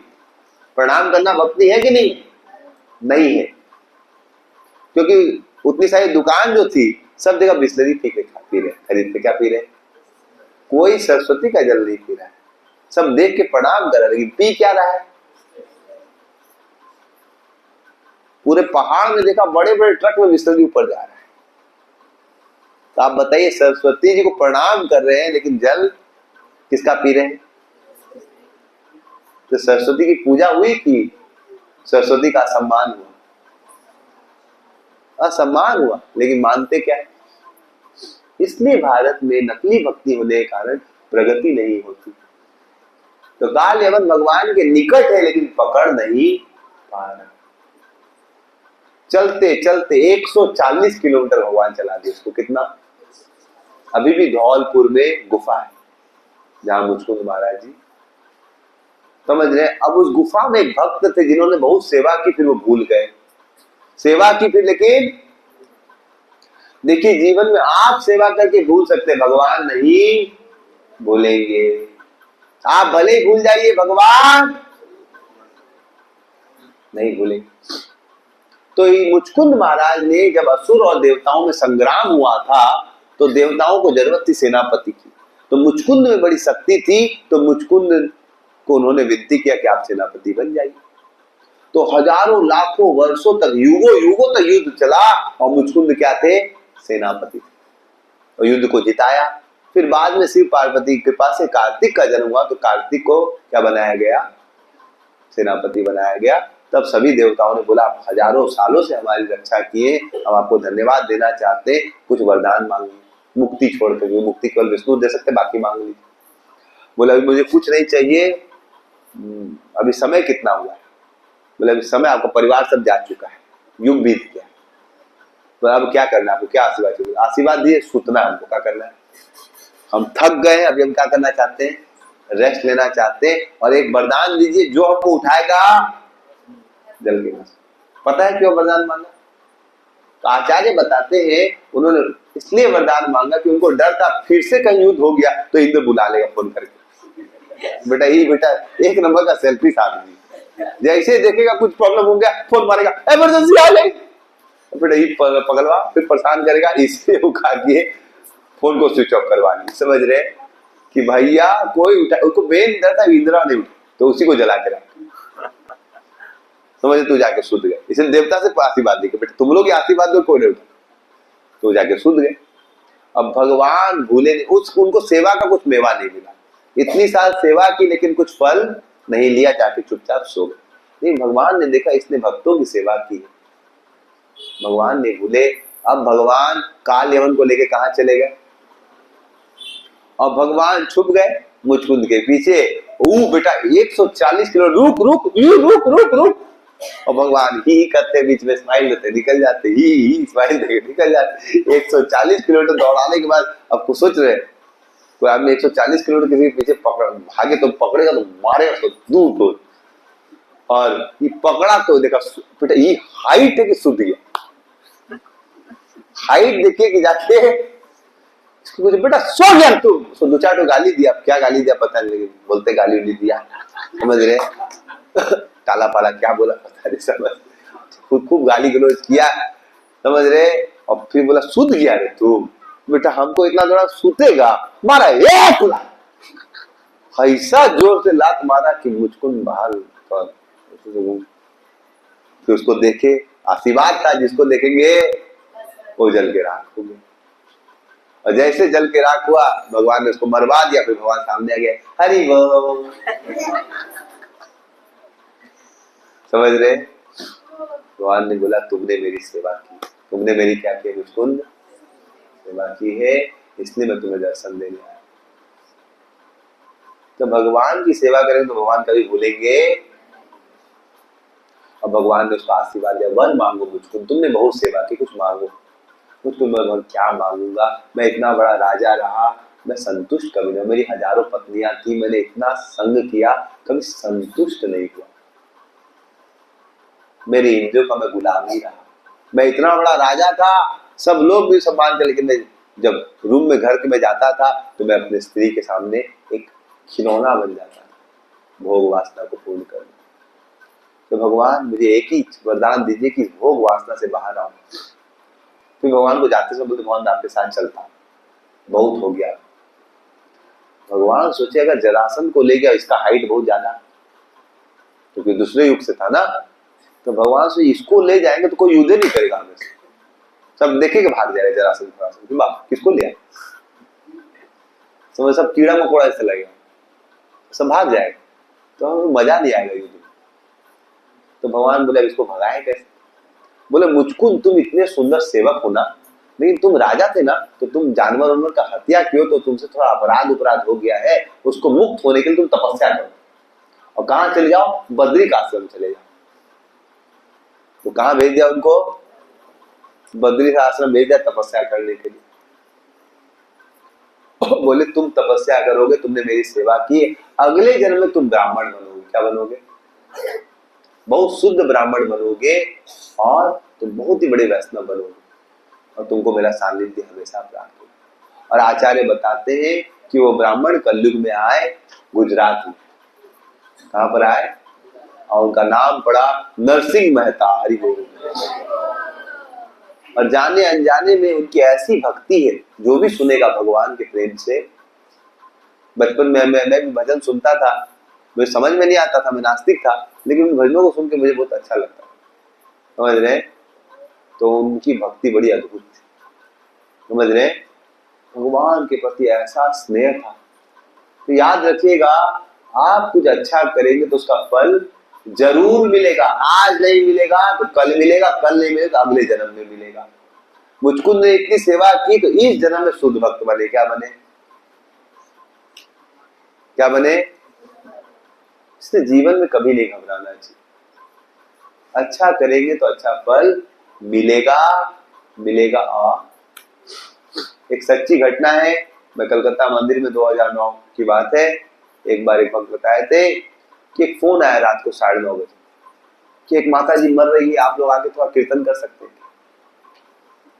अब कोई मर रहा है, उसका फोन आ गया, अब समझ में नहीं आया क्या करे नहीं करे, क्या है नहीं है। तो 4-5 भक्त लोग गए, तो गंगा जल लिए, तो डीटीज का महाप्रसाद लिए, भगवान का प्रसादी माला लिए, और थोड़ा सा राधा गोविंद जी का फोटो मतलब मंदिर का सब फोटो लेके गए, भगवान का फोटो लेके गए और देखिए उस माता जी घर में कोई नहीं था, बूढ़ी माता जी अकेले थी। कौन थे अकेले? अकेले वो माता जी थी, समझ रहे? और फिर उन्होंने क्या किया, सब भक्त लोग बैठ गए, कीर्तन करने लगे। माता जी के सामने भगवान का फोटो रख दिया, उनको गंगा जल दे दिया, मुंह में थोड़ा प्रसाद वसाद दे दिया, माला पहना दिया और 1-1.5 घंटा कीर्तन करते करते वो माता जी भगवान को देख के आंसू गिर रहे हैं और वो प्राण त्याग देती है। हरि बोल। तो ब्रह्मचारी 4-5 गए थे, सोचने लगे यार इतना सुंदर गति, जो हरिदास ठाकुर को ऐसी गति मिली, भीष्म को ऐसी, भगवान को दर्शन करते हुए ये बुढ़िया, समझ रहे, प्रसाद खाते हुए, भगवान का माला पहनते हुए, गंगा जल धारण करते हुए, भक्तों के चारों तरफ कीर्तन करते हुए गुजरी, ऐसा कैसे गति मिल गया? तुमने पता क्या की कौन थी बुढ़िया भाई?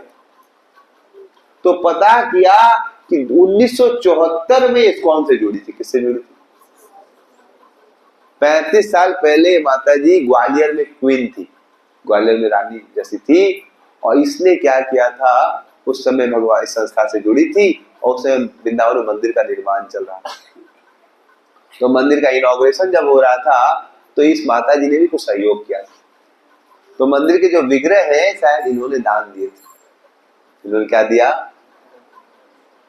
और फिर बाद में धीरे धीरे भक्त लोग से इसका कॉन्टेक्ट टूट गया तो ये भूल गई।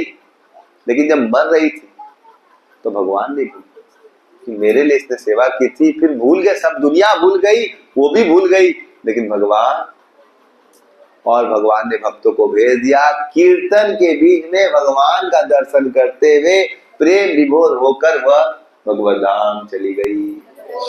और सबसे अद्भुत बात है, हमारे कलकत्ता मंदिर में गोविंद जी का विग्रह था। किसका विग्रह था? तो प्राय हमारे लॉकर उकर में लैमिनेशन गोविंद जी का रहता था, लेकिन जो फोटो लेके गए थे वो डिवोटी अपने लॉकर से, वो श्याम सुंदर जी का। और श्याम सुंदर को देखते हुए जिसका उन्होंने दान दिया था भगवत धाम से, वो आए थे लेने के, क्योंकि उन्होंने सेवा की तो भगवान भी लेने के लिए।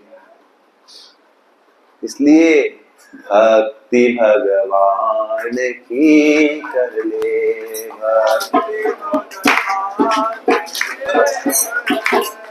भक्ति भगवान की कर ले।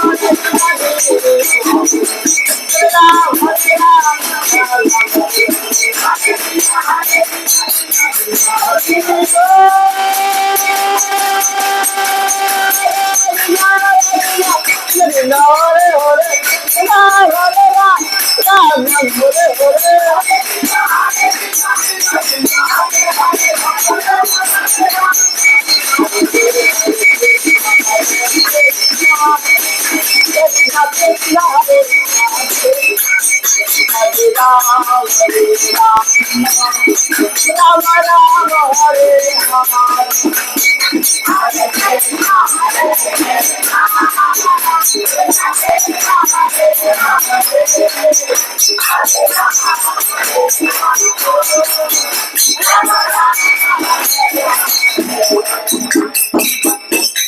दुनिया में सबसे पवित्र मार्ग है भक्ति का मार्ग। कौन सा मार्ग?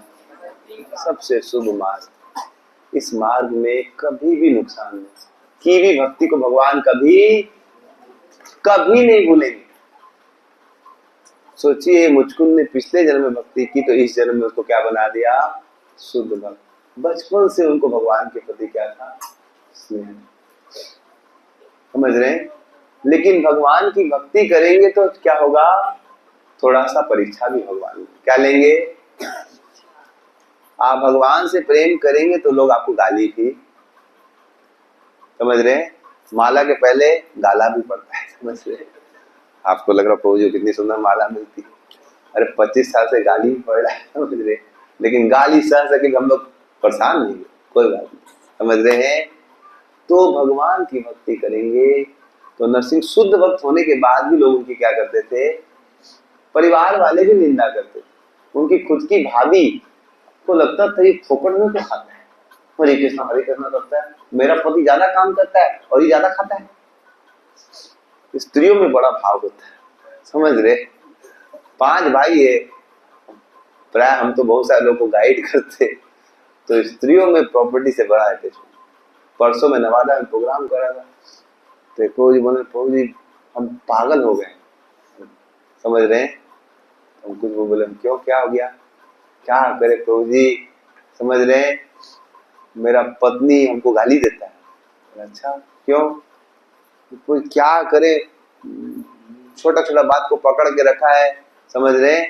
मेरी माँ को देखना नहीं चाहता है, मेरी माँ को देखना नहीं चाहती। मतलब क्यों, क्या हो गया? वो 15-20 साल पहले जब शादी करके आई था, मेरे माँ ने कुछ बोला था, वो सब बात को लेके एकदम पकड़ रखे, मतलब सेपरेट कर दो ना, वो अपना अलग रहेगी, वो अपना अलग। बोला वैसे कर रखा तू, मेरी माँ गांव में रहती है, इसको हम दे दिए शहर में, तो फिर क्या प्रॉब्लम? बोलती नहीं, तुम गांव में सब प्रॉपर्टी भी लेके आओ। हम बोले हद है यार, तो तुम उसको प्रॉपर्टी दे दिया, फिर गांव का प्रॉपर्टी क्या मतलब, समझ रहे?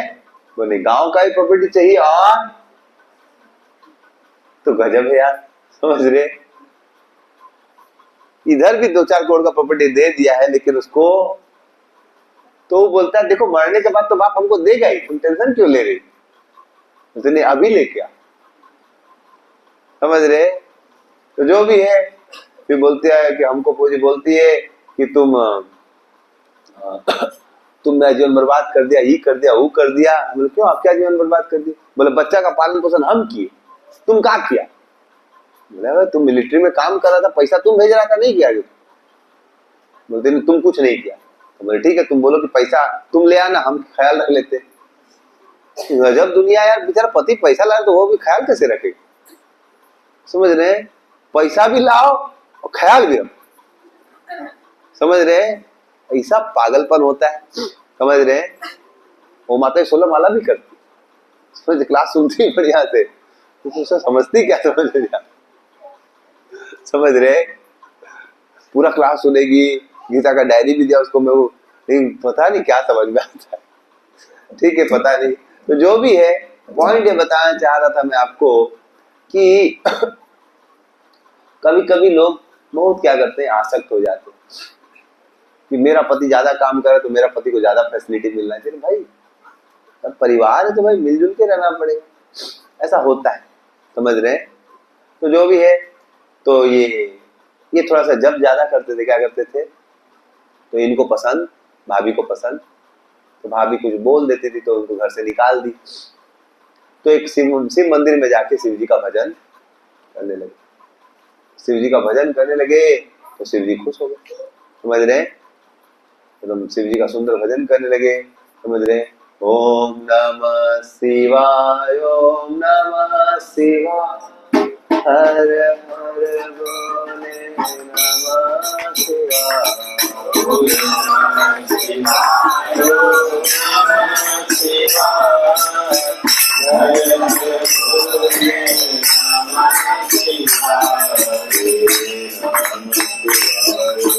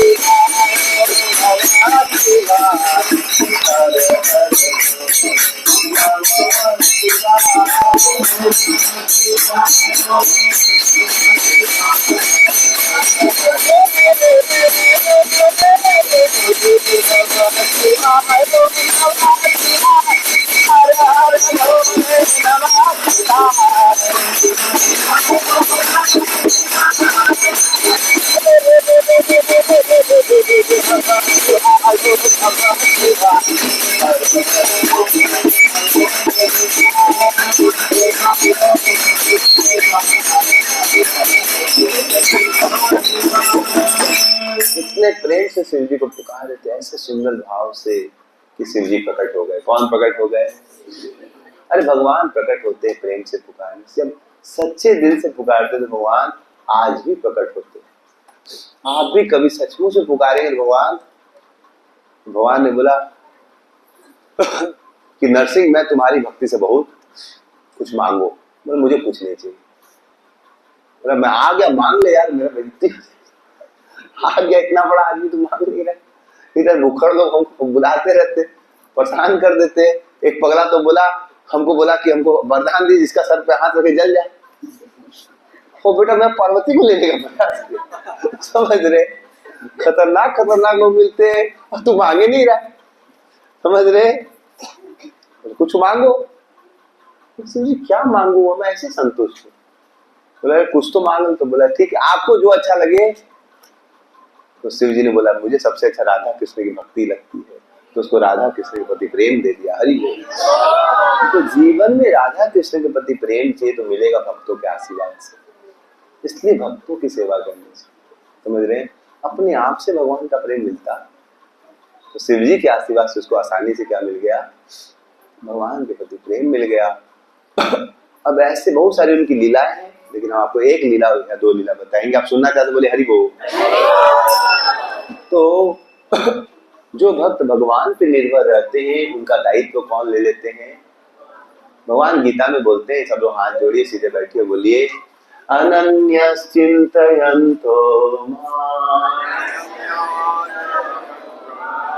ये जना परिभासते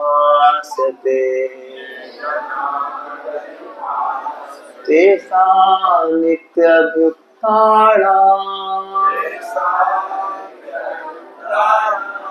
योगक्षेमं वहाम्यहम्।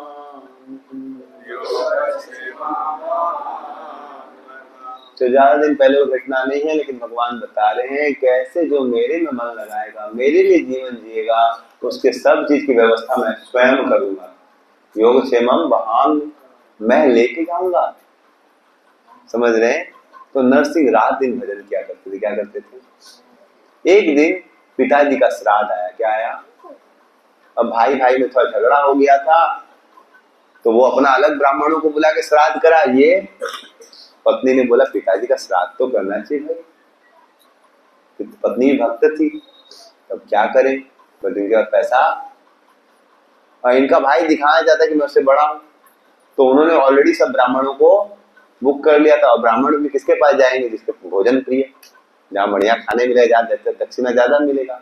उसका भाई पैसा वाला था और इसके पास पैसा, तो सब ब्राह्मण किसके पास जाने का सोचे? भाई के पास। और ये बेचारे पैसा भी नहीं। पत्नी ने बोला कुछ तो घी ले आइए, तो खीर बना देते हैं भोग लगाने के लिए। तो वो चले गए दुकान में भीख मांगने, पैसा तो था नहीं। तो दुकानदार को बोले भैया आप मुझे थोड़ा घी दे दोगे? बोला हाँ कितना चाहिए बोलो। बोले 1 लीटर दे दीजिए। लो तो पैसा दो। भैया पैसे तो अभी है नहीं, बाद में दे देंगे। समझ रहे? फिर दूसरे दुकान में गया, भाई घी दे दो। ले लो। समझ रहे? बोले पैसे? बोले पैसा? बोले पैसा तो अभी नहीं, बाद में दे दूंगा। बोला मैं एक चीज बताना भूल गया, गलती हो गई।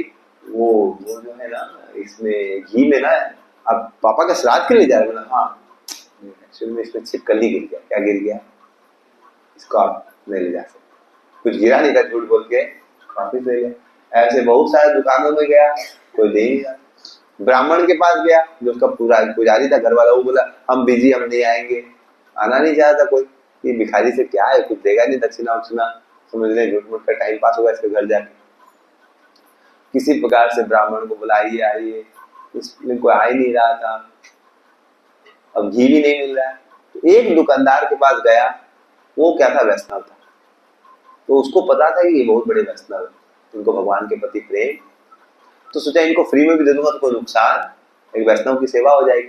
बोले ले जाइए ना, कितना घी चाहिए?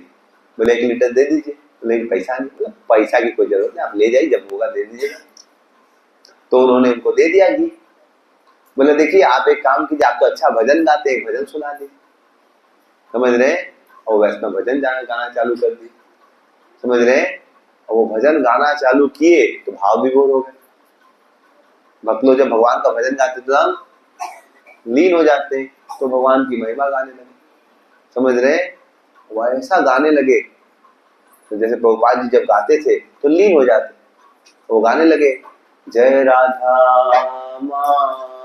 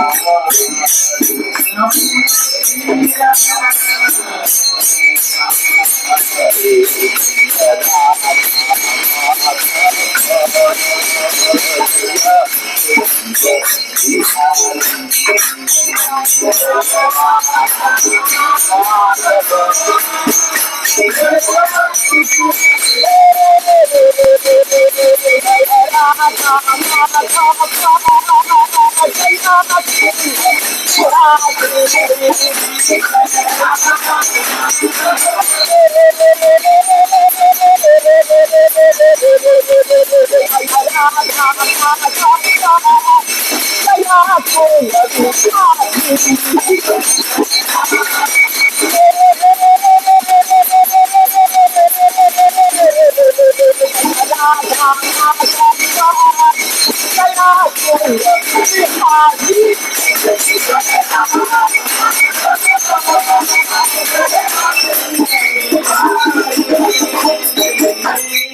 तो नरसिंह मेहता एकदम भाव विभोर हो गए। क्या हो गए? तो भैंसा भाव विभोर हो गए। 3-4 घंटा बीत गया। गए थे सुबह 7:30 बजे और 12-1 बज गया। अब देखिए 2 बज गया तो घबरा गए कि रात तो खत्म हो गया समय। मैं तो घर गया ही नहीं, पत्नी चिल्लाएगी। और वो 3 बजे जा रहे, डरे डरे जाऊं कि नहीं। और गए तो पत्नी सोई भी आराम से, कुछ नहीं। वो पूरा डरे गए। लो घी श्राद्ध के लिए। कौन सा घी? श्राद्ध के लिए। तो श्राद्ध तो हो गया मतलब अब इतना बड़ा तो सब किया हम लोग। क्या बोल रही है? मैं तो अभी आया। अरे इतना सारे गेस्ट आए थे, इतने ब्राह्मण आए, पूरा गांव खाया। समझ में कौन आया, कैसे हुआ? इतना तो सामान आप लेके आए थे। तो पता चला कौन आए थे। कृष्ण स्वयं नरसिंह मेहता का रूप लेके आ गए और पूरा इतना सारा घी ले आए। अब कृष्ण आए तो रुक्मणी सबको ले आए, समझ रहे हैं। सुंदर सुंदर औरत आ गई गांव में। लोग बोले कहां से आ गई? वो कुकिंग कैसे लगी? वो स्वयं रुक्मणी जी ने क्या किया? कुकिंग किया और चालू हो गई।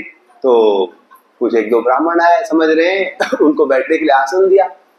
तो भगवान जो नरसिंह मेहता के रूप में आया, बोले बिस्तर के नीचे आसन रखे हुए। लाया तो सोने का आसन, बैठने का आसन कैसा? और ब्राह्मण बैठा तो पगला गया कि बाबा जीवन में सोना देखा नहीं, सोने का आसन। वो अपना बेटा को बोला, बेटा और भी ब्राह्मण को बुला ले। कह दिया, पूरा भीड़ आ गया, सब उसको कैंसिल करके इधर आ गया। और इतना जितना ब्राह्मण था उतना आसन देते हैं। तो कहाँ से आसन आ, पता नहीं। लोग बोले कहाँ से आसन आ रहा है, समझे। फिर सबको भोजन कराया गया और सबके लिए सोने का प्लेट। ब्राह्मण पगला गया, सोने का प्लेट। बेटा आज तक कितना अमीर घर के पास गए, लेकिन सोने का प्लेट में कोई नहीं खेला। और रुक्मणी जी सब खाना बनाई, हजारों आइटम ऐसा खा के बेटा यहाँ तक खाया ब्राह्मण, फिर भी उसका पेट नहीं भरा। तो खा खा के नाक से निकलने लगा, समझ रहे। अब प्रॉब्लम उठ नहीं पा रहा है। खा तो लिया लेकिन उठे कहीं, ऐसे हालत हो गया। फिर पैक भी कर लिया, घर उठ के लिए 2-4 दिन और खाएंगे, समझ रहे। और उसका छोटा बचुआ, समझ रहे, बोला बेटा अब हमसे नीचे नहीं देखा जा रहा, तो आगे चल, समझ रहे। ऐसा हालत, समझ रहे। और जाते समय भगवान ने रिटर्न की, प्लेट भी ले जाओ, आसन भी ले जाओ। जो ब्राह्मण या तो वो भी बेटा प्लेट मिल रहा सोने का, चल, समझ रहे। आसन में तो चल, एकदम भीड़ लग गया, समझ रहे। जब उसको पता चला कि बाबा भगवान ने क्या किया, उनके आंखों से क्या गिरने लगा। तो भगवान अपने भक्तों की रक्षा करते हैं। इतने बड़े वैष्णव हुए, किसी की निंदा नहीं करते थे। क्या नहीं करते थे? उनका एक भजन आता है, वैष्णव जन, ऐसे सुना आप लोगों ने? वैष्णव जन तो तेने कहिए पीर पराई जान। वैष्णव जन तो तेने कहिए, वैष्णव जन तो तेने कहिए पीर पराई जाने रे, पीर पराई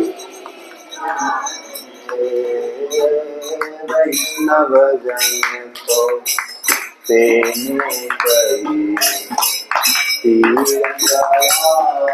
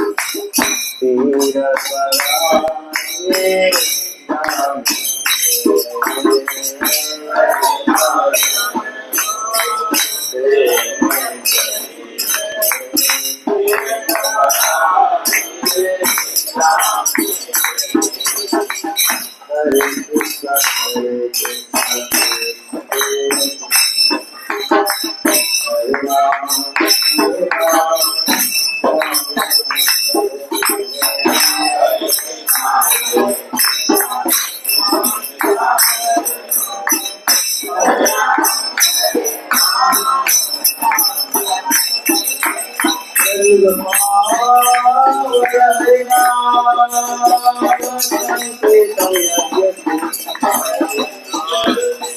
नरसिंह माता की हमारा बहुत बड़ा भाग्य है। पूरे ब्रह्मांड में सबसे पवित्र भूमि है भारत भूमि। ऐसा हम नहीं करे, देवता लोग करे। कौन करे? 5वें स्कंद भागवत में देवता लोग अपने मुख से कह रहे हैं दुनिया में सबसे पवित्र जगह है, यहाँ गंगा बहती, यमुना बहती। हमारा जन्म यहीं पर हुआ है, बगल में गंगा है, यमुना है, वृंदावन है, पूरी है। समझ रहे हैं? ऐसे भारत में कितने लोग भारत में जन्म हुआ है? हरी वो बहुत बड़ा भाग्य। भारत में जन्म लेना कोई साधारण, कोटि कोटि जन्मों के पुण्य उदित होने के बाद भी कहाँ जन्म लेता है? कहाँ जन्म लेता है? और भारत भूमि संतों की भूमि है। किसकी भूमि? आज हमने गुजरात के एक संत नरसिंह मेहता के बारे में बताया। ऐसे बंगाल में सब जगह, बिहार में, मिथिला में जाएंगे उधर आपको बहुत बड़े भक्त हुए। समझ रहे हैं? महाप्रभु उनका नाम लेते थे, विद्यापति। समझ रहे हैं? आप राजस्थान जाएंगे, आप तिरुपति जाएंगे, सब जगह जगह महान भक्त जन्म लिए। तुकाराम जी हैं महाराष्ट्र में। ऐसे अनेक अनेक भक्तों ने जन्म लिया। समझ रहे? तो इस प्रकार से भारत भूमि किसकी भूमि है? तो आइए हम लोग अभी इस चीज को हमें खुश होना चाहिए। क्या होना चाहिए? खुश होना चाहिए कि नहीं? ऐसे भारत में जन्म लिए जहां भगवान को प्राप्त करना बहुत सरल है। तो आइए हम लोग कलयुग में सबसे बड़े संत भगवान स्वयं ही संत के रूप में आए, श्री चैतन्य महाप्रभु। उन सब शक्ति किसमें डाल दी है? नाम संकीर्तन। तभी हम लोग कुछ देर भगवान को पुकारेंगे कि हमें भी कुछ अच्छे गुण आए। क्या है? भक्ति तो सब करते हैं, लेकिन कुमति निवार सुमति। हमें प्रार्थना करें जिस प्रकार से नरसिंह मेहता इतने पवित्र थे, किसी की निंदा नहीं करते, सबका भला।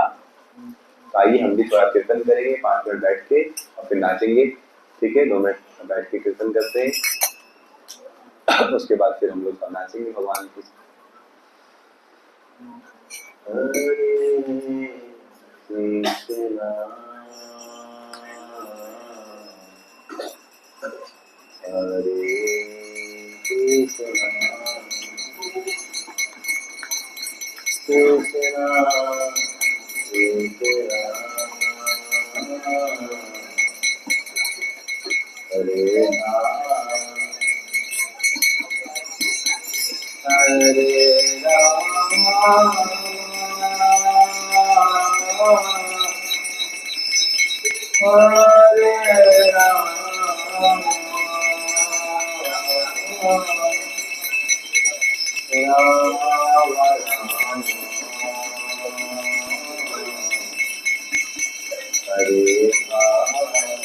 सभी लोग पुकारिए प्रेम से, 5 मिनट में भगवान में लीन हो जाइए।